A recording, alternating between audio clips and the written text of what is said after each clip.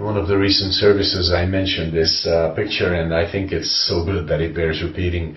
I was talking about one of my colleagues at work who was able to take wires, and of course, in doing electric work, we have to like strip wires, and he could strip a wire simply with a utility knife, and he could take it, and on his thumb he could do it, because his thumb was so thick, and the skin was so thick and so rough that he could cut on it without it bleeding. And of course I tried that, and I was like bleeding everywhere because my thumb is soft, and I couldn't do that.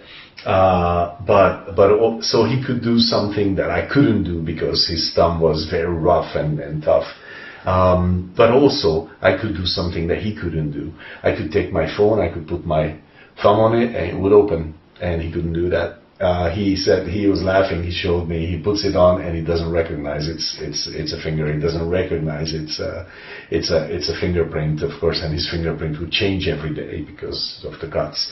So the phone could not recognize him. So that was a great picture, because in the New Testament, in 1 Timothy 4:2, it speaks about this thought that there is such a thing as a conscience seared with a hot iron, okay?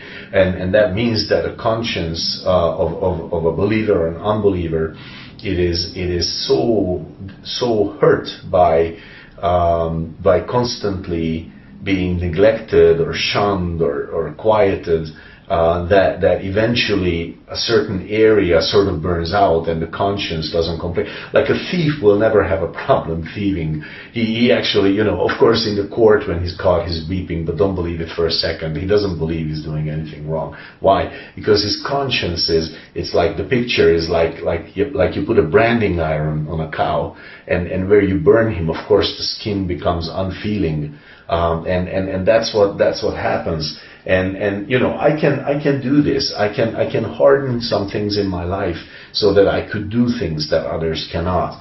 And I believe that this is, I'm not losing anything. That I'm going to harden my heart towards that person, and I will never forgive them. And then I think I'm not losing anything. But will I not be like this man who I worked with? That something important doesn't happen. Of course, that was just a phone. But in your life, let's say you harden your heart towards that person, but will then one day love recognize your heart? Like love will come knocking and will say, it's maybe time to love someone, but love will look at your heart and say, that heart is unable. That's no place for me. There is no place there for me. I couldn't lodge there. I couldn't stay there. That is not a place where I can have my abode. I cannot, and maybe it's because I have seared that area in my heart, and I have destroyed something that is important, and I will be unrecognizable later for love. As a person who could love.